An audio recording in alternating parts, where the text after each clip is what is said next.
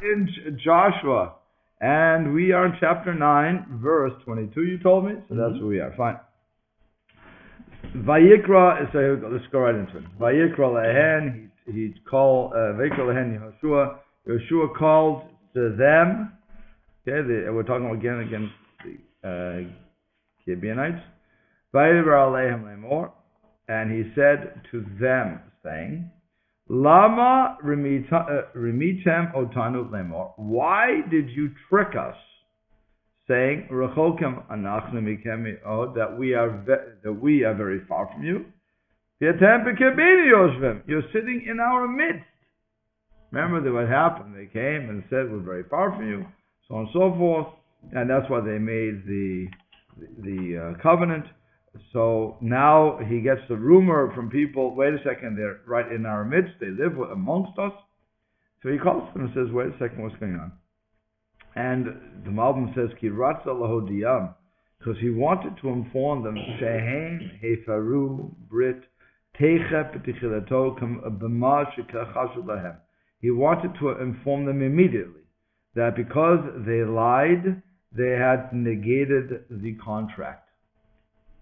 In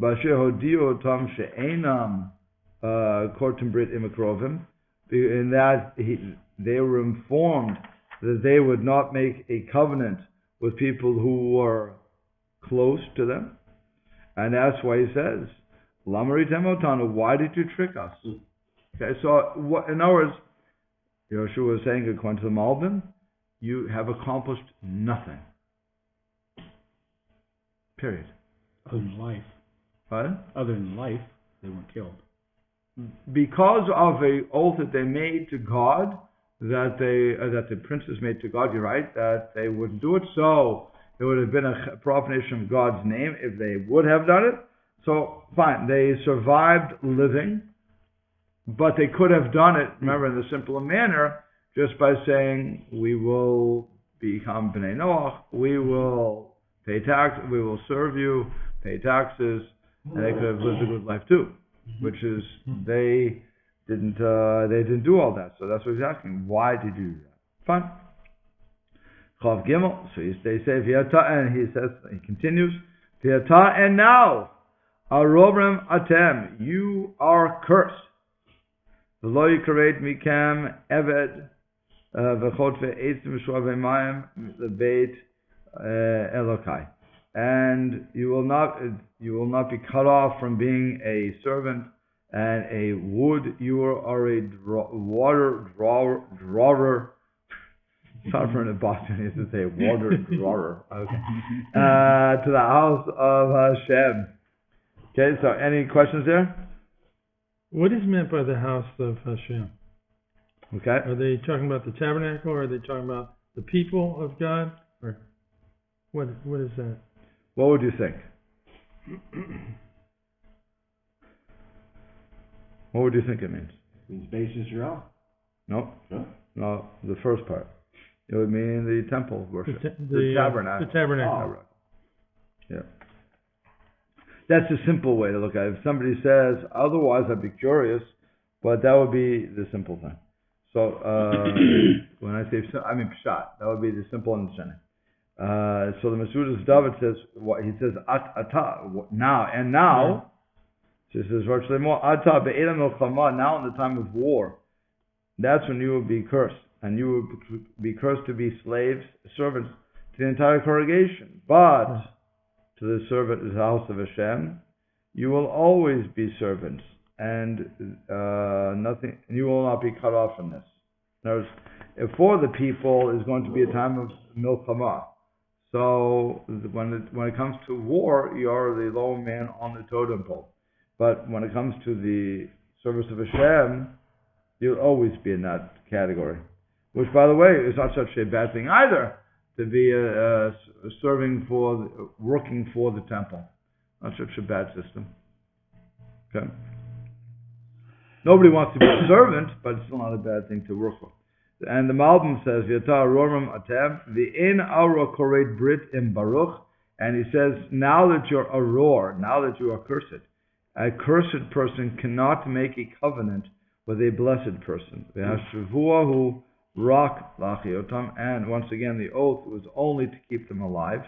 Avalani mat netanai tekabel also v'yavadu, but I am making the condition that you accept upon yourselves tribute and servitude. And you will never not be a servant, and that is the servitude. And the wood hewers to the house of Hashem, that is hu hamas, that is the tax. V'hinei hanasim amru, and behold, the princes said that they would be the wood hewers for the congregation, to include in that both servitude and taxes. But Joshua changed that condition, and he said the servitude alone, therefore they would not be required to be wood hewers for the entire congregation, only for the house of Hashem, and that was the tax. So originally, the Malbim is telling us that the Nesiim, the princes, had, when they had learned that the people were from amongst them, they said, we'll keep you alive because that's what we promised, but when it comes to servitude and taxes, that will be for the entire people. You are the wood hewers and the water carriers for everybody, and that would comprise both tax and servitude. Joshua said, no, that's not nice. Whatever, he didn't say nice, but that's not what we're going to do. You will always be wood hewers for the temple, or the tabernacle at this point, but when it comes to everything else, you will just be paying taxes to the general populace. Okay? So that's what. So he didn't make it that they had to cut wood or draw water for everybody, just for the temple. And as a leader, he could pull that off. And that would pass on to their descendants. Oh yeah. As a matter of fact, they would be the ones in the city of Nob when David was running away from Saul, and he stops in the city of Nob where the priests were, the Kohanim, and Doeg tells Saul that the head priest gave food and the sword to David, and then Saul comes in and kills out the whole town for that transgression against him, what he felt was rebellion. He only killed the priest. Mind you, I'm giving you a forerunner for this. He only kills the priest. He does not kill the Gibeonites. They just become unemployed. Okay? Why is that important? Because years later, when David is the king, and there's a drought in the land for 3 years. I think it was 3 years. David to Hashem asked what's going on here, and it said because of the Gibeonites. The Gibeonites had held it against Saul and said that you killed our people, yet not one Gibeonite died. And no, nobody died. Like I said, they lost their parnasa, they lost their jobs, but nobody died. But they considered it as if they'd killed them, and they demanded that Saul and his family, well, Saul's dead already, but his family would be hanged until, and that's what they demanded, and it was done. And then when the rain finally started, David understood that the curse was lifted, that the Gibeonites were done, everything was done, had them buried, taken down and buried, in a proper manner actually, and then said, the Gibeonites, again, can never ever be part of the Jewish people, and that's where we also got the general rule that anybody who does not have compassion is not Jewish, based upon that story. Because the Gibeonites here, they never were touched. They had nothing to, like I said, they became unemployed, but they weren't killed, but they considered it as if the king had killed them. So that's just to fast forward that story. So when you read Kings, Samuel. Yeah, I was thinking it must be two. 2 Samuel and 2 Samuel. So you'll have You have to remember Joshua. That whole story of this, coming back to here. Okay? Are they allowed to leave? Could they leave the Israelites? Or are they stuck in this position to serve the tabernacle? I mean, if they left the area, Yes. nobody's going to hold them. As long as you're here, this is your job. I don't think there was anybody who was stuck who could not move. The question is, where are you going to move? Remember, this is your home. It would be like somebody, going from, if I don't like California, I can move to Idaho, but although apparently California doesn't let you go because they send you the bills, I was told. But it's, besides that, but people normally don't do that. They normally don't want to move out of state just to move out of state. And here, where are they going to move? Egypt is destroyed.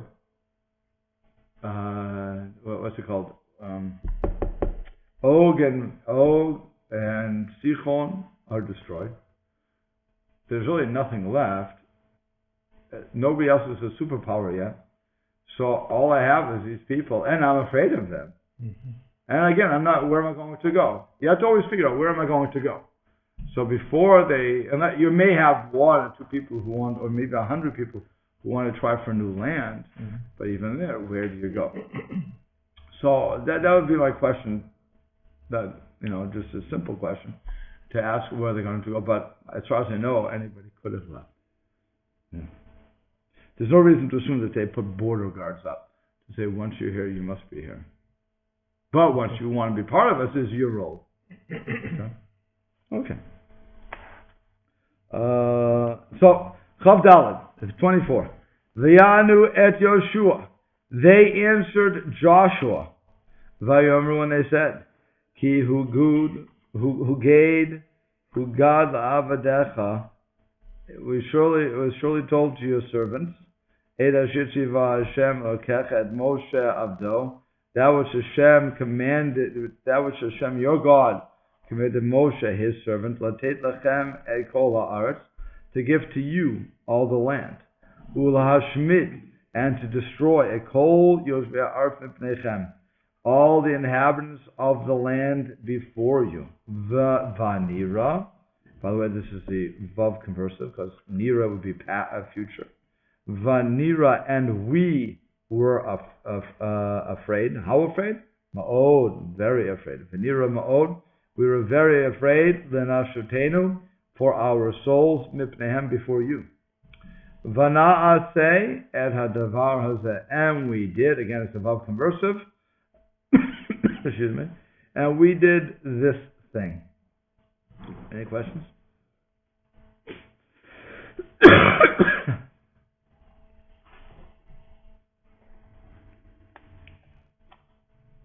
No questions?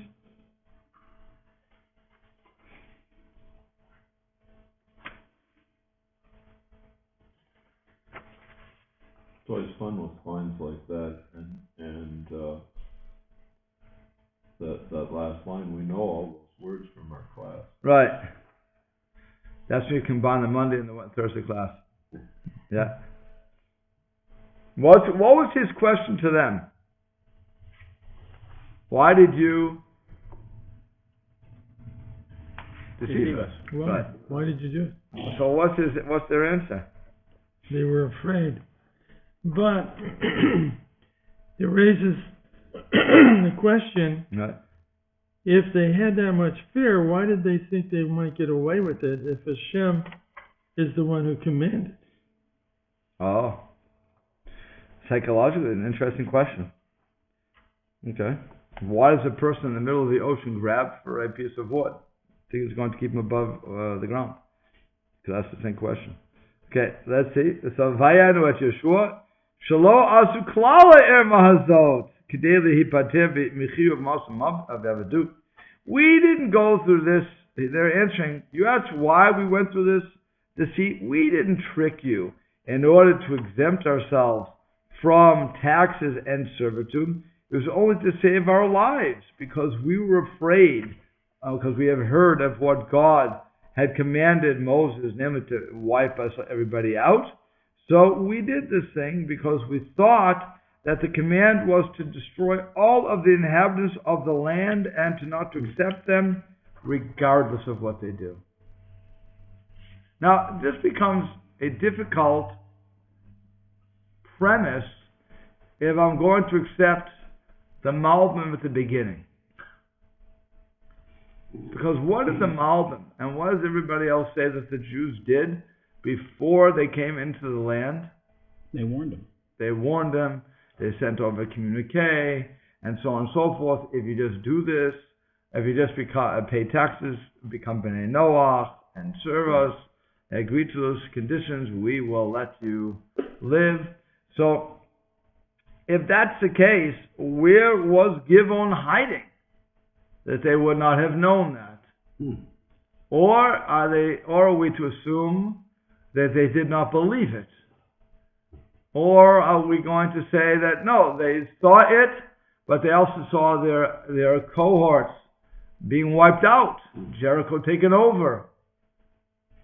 I mean, you have to ask that question. Here they are coming out straight across saying, we were afraid. So either they didn't believe it, or our tradition is wrong, which I would doubt, okay? Or it could be just as bad, and for those who remember watching on TV, the Hamas leaders telling their people, when their leaflets are dropped over their roofs, stay where you are, they won't fire on you, okay? It could have been that simple. Could have been that we did do everything, they didn't listen, and then the Gibeonites said, you know what, we're lost. They're going to come through us anyway. So we have to pick up a ruse. It could be anything like that. Because you can't put you have to put everything together. We're learning, they did send everything ahead. Many people say, many commentators say that, the Midrash will say that. So I have to assume that's true. If they did, why didn't the people listen? They probably felt it was the Gibeonites probably said that that's a ruse. They just want us to become unprepared, and then they're going to wipe us out. And by the way, historically, they would even have a point. Because if you remember what happened in Shechem, many years before that, hundreds of years before that, when Jacob and his family are coming into the land of Israel, and they stop by Shechem, the city of Shechem, and that's when Dinah is raped by Shechem, the son of, what is his name? Chamor, which means donkey. The Shechem, the shoulder of the donkey. Okay, cute names.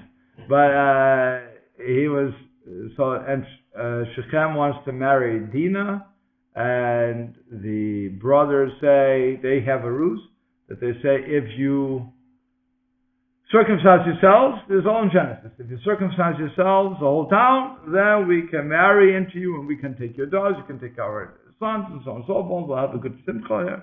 Great. They listen. 3 days later, the entire town is wiped out so that they can rescue their sister Dinah. So if that's the case, and I know that history, and let's face it, people who are good historians, they told the stories over and over again. It could be that sort of story was still hanging around. And even though that was hundreds of years before, maybe that could be why the Gibeonites didn't believe it too. There's a lot of reasons you could possibly put onto that. As to, they're saying, we heard all this, we believe it, we know what was happening, and we did it. That's why we did it, because we were afraid. If I combine all those answers together with this story of Shechem, it's a possibility as to why I could put everything together, how everything could be true, and they just said, we're not accepting that, because we've seen these types of tricks before. So, could be. Is the name Dinah related to the word for judgment? Yes, absolutely. Good. And now, hinenu biyadecha, we are in your hands. What like is good and like is just in your eyes to do to us, do it. Talk about putting your hands in putting your head in the mouth of the lion. Whatever you want. Look, you caught us. Now, what else should they do, by the way? They can't argue it. Ask for forgiveness. That's it. We're here. This is why we did it. Now, whatever you want to do, do. And by the way, asay would be the command form. Do it. Okay? So. Sorry. Do you have a password for scams? No. Hint of complex? Say it again, please. Complex? Scans? It's a hint. Complex? I have no idea. So where were we? We're on Chof. That was Chof. Hey. Okay. So the Malbim picks in. He says, now he says, behold, we are prepared to do that which is just in your eyes. That's what he's saying. Whatever you believe is just, that's what we're going to do. They were assuming that they would not be killed. And they won't be, actually. So it works out for them. V'yas lahem kain, and they did it, and he did thus to them.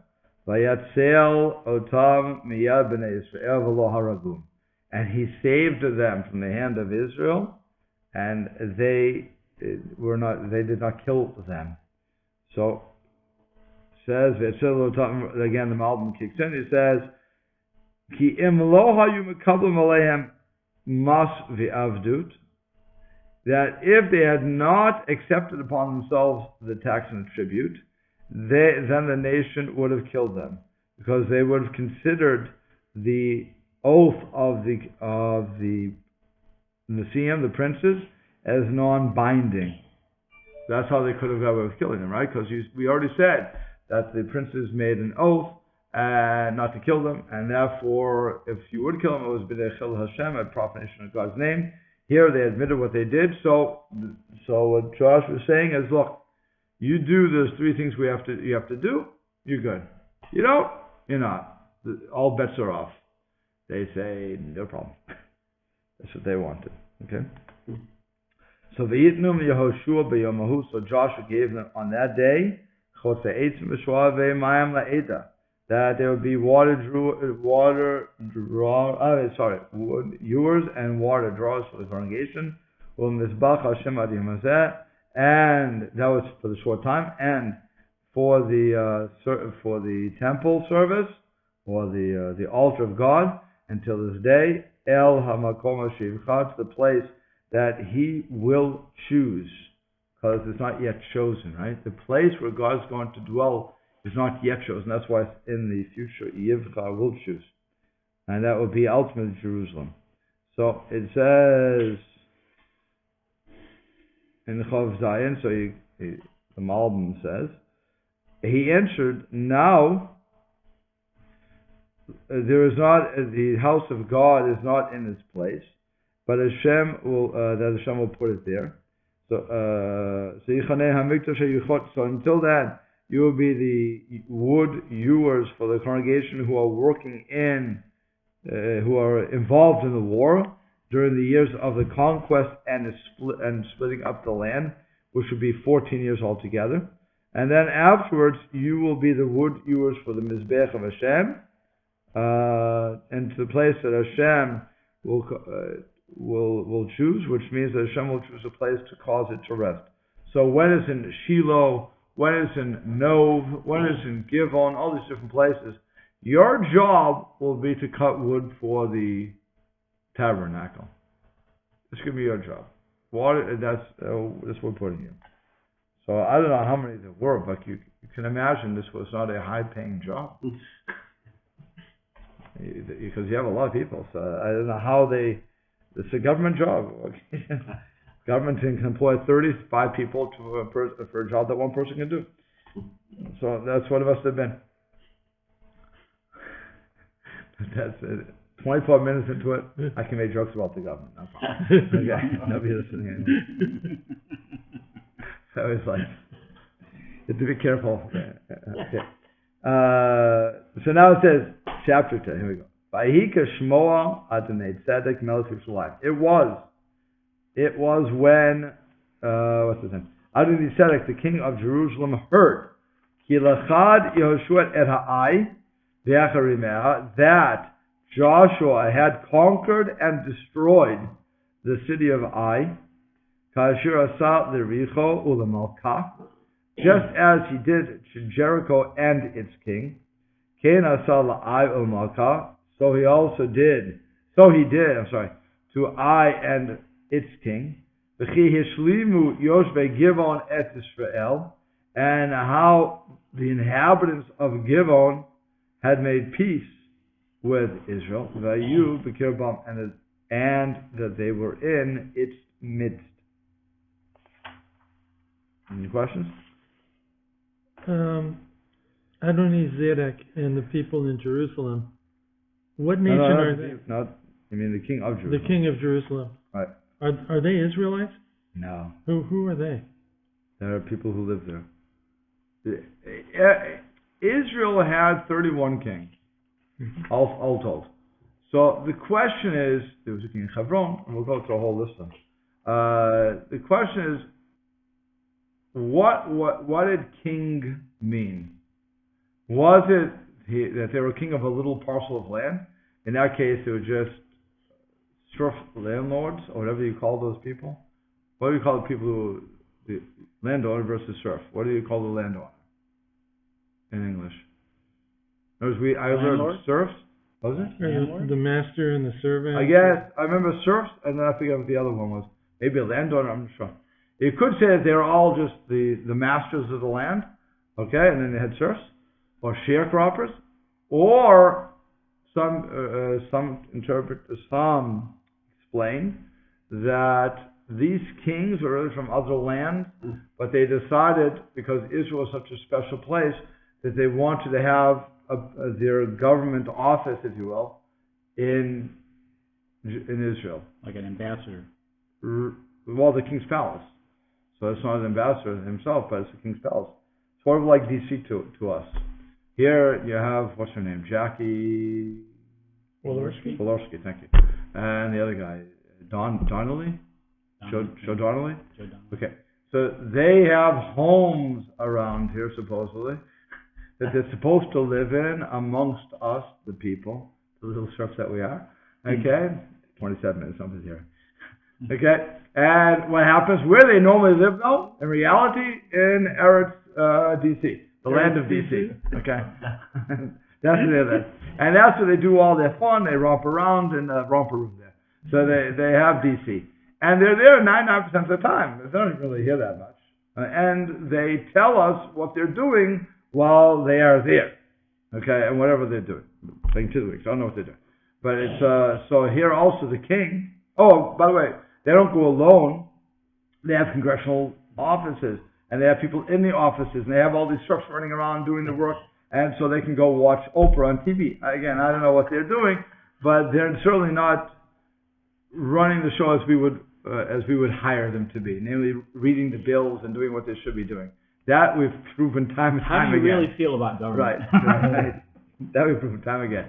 So now it could be that this was the same system, that Israel was their DC, and they all want to be there because of the uniqueness, specialness of the land. It was rich with a lot of the resources, the land was flowing with milk and honey, all these wonderful things that the Torah says about it.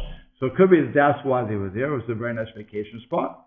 And they all had their castles there, if you will. So they're all the kings. And if they want to muster together their people, they can, whatever the case is going to be. Or it could be like we said. It could be that they were just masters over that little piece of land, whatever that amount is, and they had the serfs. And those people would gather together to be, to fight when they had a fight. Could be either one of those. Like a feudal system. Yes, I was looking for feudal system, right? Could be that. The Ramban Nachmanides wants to go with he gives both options, but he likes the first one better. That the kings all liked Israel and they all want to be having stock in that land. So I don't know what people they were, besides the people of Adoni-Sedek. Okay. It's a long way around that, but we have to understand that. Because there's a lot of people in a very small, how big is Israel? A little bigger than Rhode Island, because that's what they always say. So Rhode Island's a very small state. And if that's the case, Israel even today is small. So imagine you have 31 different governments running that. And in Knesset you think it's 31 different governments. But it's really not. Okay, so that's number one. Okay, so now let's see what he says. It was when he heard, so again, above, it was told that all the kings gathered to fight with Israel. And Hashem stopped, he stopped that thought. He refrained that thought, and he put panic amongst them in the manner that they could not all come together like one. Thus, in absence of Gibeon, that also their king was with the group of these other kings mentioned above. They all conspired, they all advised each other. They advised that they should make peace with Israel. And through this, the anger of the 5 kings that are mentioned here was brought up, if you will, and they came to fight with Gibeon, and they fell into the hands of Joshua because they were separated from the gathering. Okay, and originally they all wanted to be together to attack.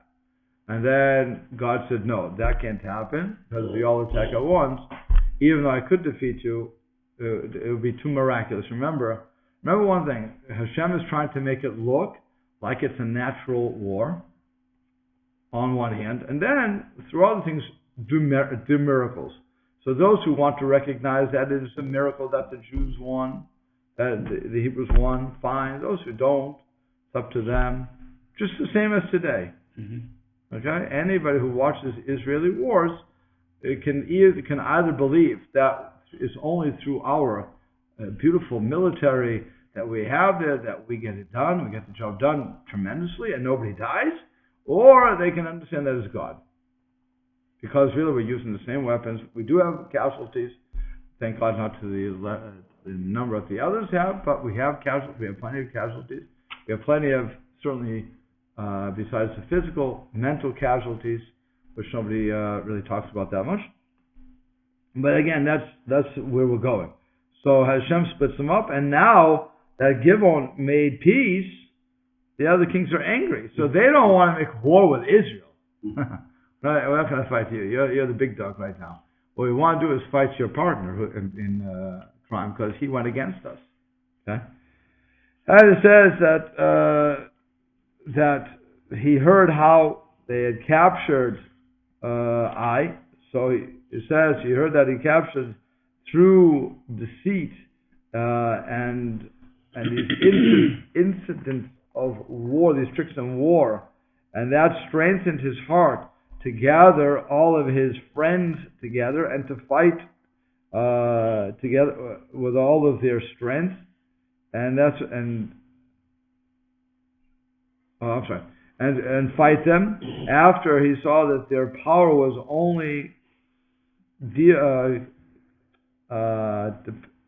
contingent upon their secret, their deceitful ways of fighting. And he heard that what they did to Jericho and what they did to Ai, which means that if he had only destroyed Jericho alone, which would have been the normal custom for people who conquer the lands to destroy the first city, just to put fear upon the people, that would have been one thing. But after they destroyed Ai, and it was explained that their intent was to destroy everything, this again aroused their hearts that they shouldn't just sit down. They shouldn't just be quiet. Okay, so this is an interesting concept to quantum album. If I just have in mind that I destroy the first city I come to, and then I wipe everybody out, so that's scary. Very scary. But I assume that it's normal. You just want to get the fear factor going.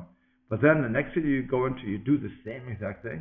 It means you're not willing to let anybody live. No, I want to live. I don't want to fight that much, but I want to live. So therefore, now I can't just wait for you to say, oh, you're going to stop there. That was a famous poem from the Holocaust, from the priest, who said when they came for the Jews, I didn't care. When they came for this, I didn't care. When they came for this, I didn't care. And when they finally came for me, there was nobody left to care. Okay, so they are dealing with that right now, where they're saying, whoa, who was that priest? I forget his name. But it's famous Holocaust poem. But it's that's what they're saying here. That's what the Malbim's putting to their mouth. Fine. Let's see what happens. So Vayiru Ma'od, they were very afraid. Ki Ir Gedola Gibeon, because Gibeon was a very big city. Ka'achat Arei HaMamlacha, like one of the cities of the kingdom. V'chi Gedola Min Ha'ai, and it was greater than I. V'chol and Anashea Giborim, and all of its men were strong. So what's his problem?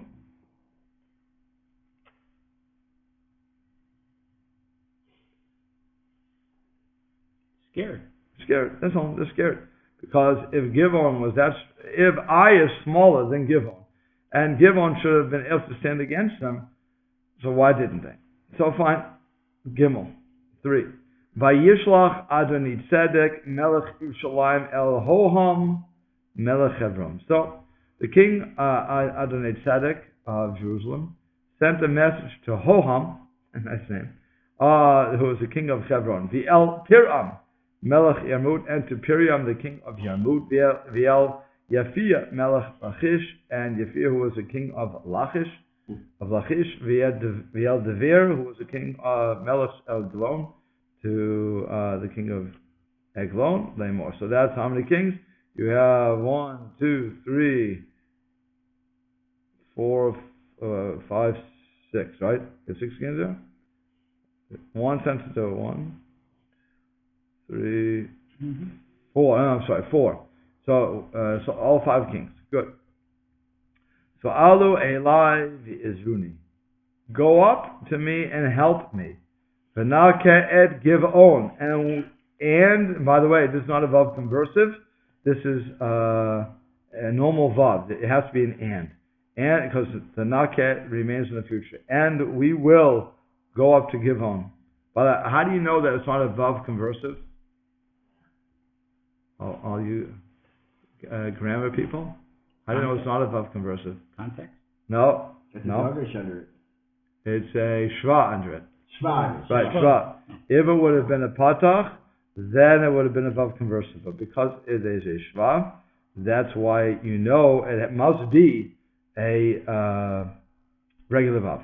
So v'nake et Gibeon, we will destroy Gibeon. Ki yishlima et Yoshua v'epen Israel, because they have made peace with Joshua and with Israel. Okay. So he says like this: when they because they made peace with because the men of Gibeon, the inhabitants of Gibeon, made peace. Uvezeh, and with this, heviu morach belev kulam, they brought fear into all of their hearts, because they said, if Gibeon is afraid from going to war with these people, how can we go to war? And they will be in their midst. And after that Israel accepted them, many of them were found to have peace with them, and they will give tribute, so that they will be able to live amongst them. And also in that which they will live in their midst is found that the cities where they're living will be sustained by the provisions, and so they're going to protect them. They'll have refuge. So they were very afraid. They were very afraid because all of them took the proof from Gibeon, which was a big city. It was bigger than. It was big and important, and they consider themselves like one of the cities of the kingdom, which was the biggest one, from even bigger than I, and stronger than all of their strong men. And so then he continues to say, and we will smite them, because after all the kings gathered together, and they agreed to fight, behold, they would pay a tribute to the state, and they would strengthen it, so that they would all give help. Right, and this so they could give help to fight their enemies. Okay, so really saying, let's make a united front, United States here. We want everybody to work together, even though we're different kingdoms. We all have to make an alliance, and that way we can take over the whole system. We'll have to stop there. We are on chapter 10, verse 4. Okay.